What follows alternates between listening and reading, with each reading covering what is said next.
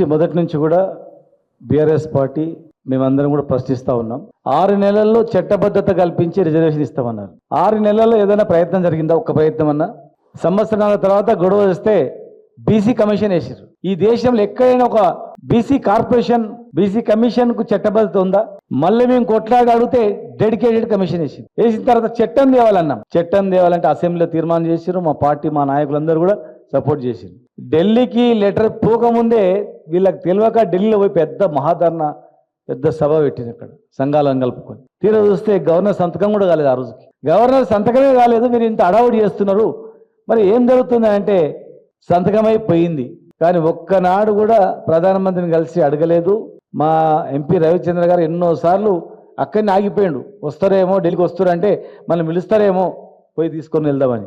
ఆ ప్రయత్నం కూడా జరగలేదు. బీసీలను పచ్చగా మోసం చేయడానికి స్వాతంత్రం వచ్చినప్పటి నుంచి ఇప్పటి వరకు అలవాటు అయిపోయింది. ఈ దేశంలో కానీ రాష్ట్రంలో కానీ ఓట్లప్పుడు ఒకటి, ఓట్లు అయిపోయిన తర్వాత ఒకటి.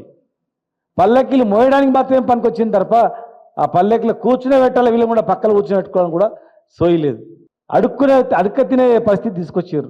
తమిళనాడు మాదిరిగా చట్టబద్ధత కల్పిస్తేనే మనకు రేపటి నాడు కోర్టుకి పోతే ఎట్లా అంటే ఇప్పుడు లీక్ వస్తుంది. ఇవాళ పేపర్లు వచ్చింది, ఎల్లుండి రేపు క్యాబినెట్ సమావేశం, ఈరోజు పేపర్లా ఒక జియో ఇష్యూ చేస్తారని. ఒక జియో మీద ఒక రిజర్వేషన్ అనేది ఈ దేశంలో ఎక్కడైనా జరుగుతుందా? ఒక సుప్రీంకోర్టు జడ్జిమెంట్ ఉన్న తర్వాత ఆ సుప్రీంకోర్టు జడ్జిమెంట్ ఉన్న తర్వాత ఒక జియో, ఈ రాష్ట్రం ఇచ్చిన జియో నడుస్తుందా? ఈ రాష్ట్రంలో లీగల్ సెల్ లేదా? లా ఆఫీసర్ లేడా? రిటైర్డ్ జడ్జిలు లేరా అడగడానికి? కామారెడ్డి డిక్లరేషన్లో 40 అంశాలు ఉన్నాయి. ఏ ఒక్కదానికన్నా డిక్లరేషన్, ఏ ఒక్కదానికన్నా జియో ఇష్యూ అయిందా? 3 లక్షలు గొర్రెలకు డబ్బులు వేస్తామన్నారు. మున్నూరు కార్పొరేషన్ అన్నారు. ముద్రాలను ఏ గ్రూపులు అన్నారు. ఎంబీసీకి మంత్రిత్వ శాఖ అన్నాడు. యాదవులకు, కుర్వ యాదవులకు మంత్రిత్వ శాఖ లేదు, మంత్రి లేడు. మున్నూరు కాపులకు మంత్రి లేడు, ఎంబీసీ కులాలకు మంత్రి లేడు.